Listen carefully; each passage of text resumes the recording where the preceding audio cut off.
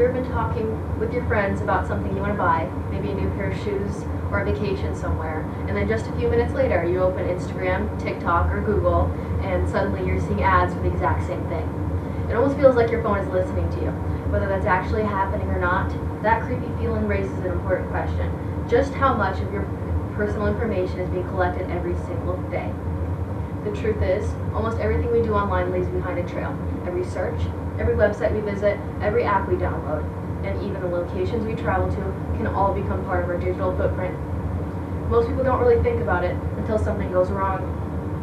You can get a scam text, you can have one of your accounts hacked, and you could receive a notification saying your personal information was involved in maybe a data breach.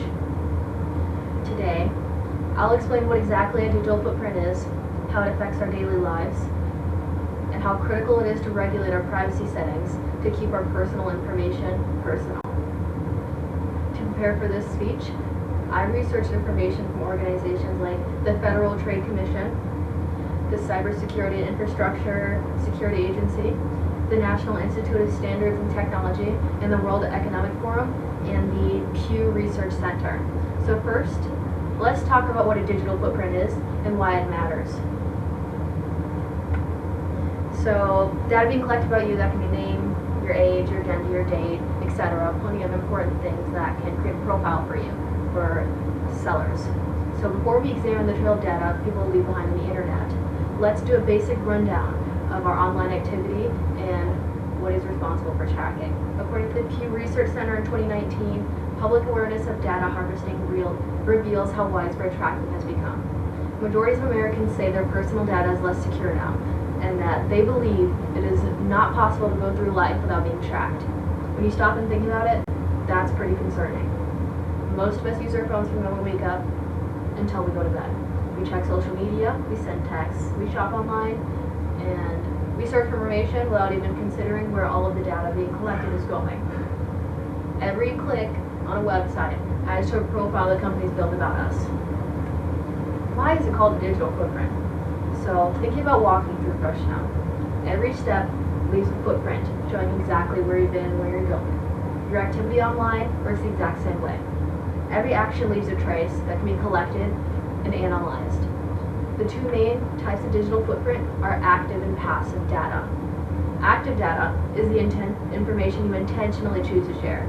That can be posting things on social media like Instagram, TikTok, Snapchat, or you can update a social media profile, and that's all active data because this is information that you are choosing to release. Passive data is data that's often released without your consent, without your knowledge.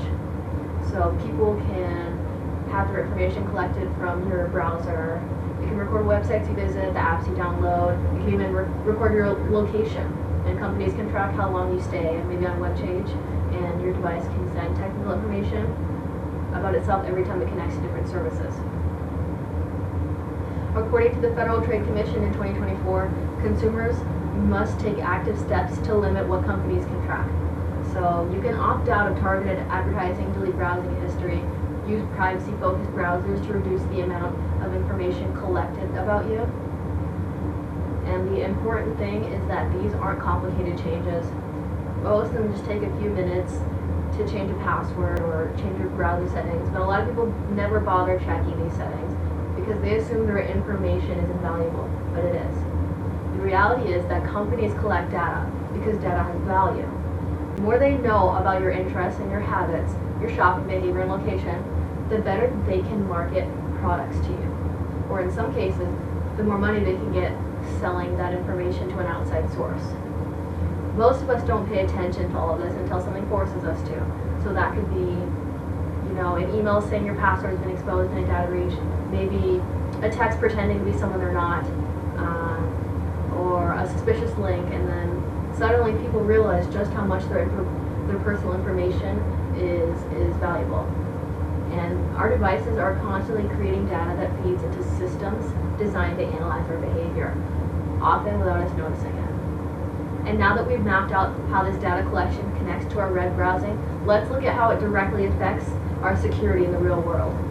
One of the biggest dangers of having a large digital footprint is identity theft. Most people think it would never happen to them, But cyber criminals don't need every detail about your life to cause serious harm.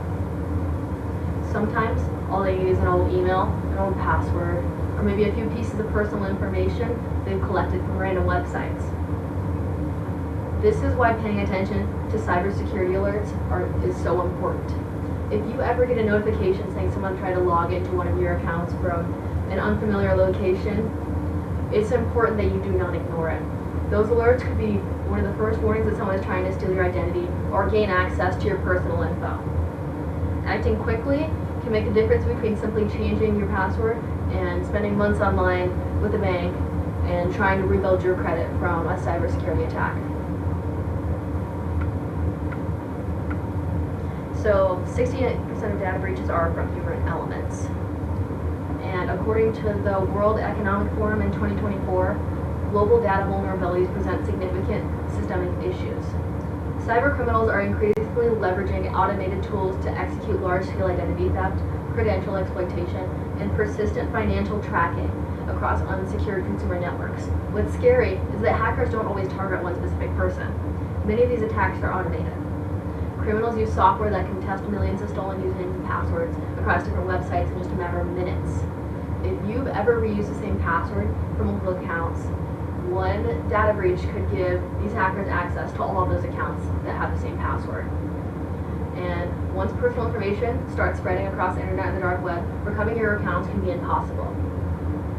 If someone is able to change your recovery email or maybe the phone number linked to your accounts, you have no way to change the password back, you have no way to get into your account. And you are completely locked out while someone else controls your personal information. And unfortunately, identity theft isn't the only consequence of poor online privacy. Ignoring these cyber hazards can open the floodgates to security threats that go way beyond a simple spam email.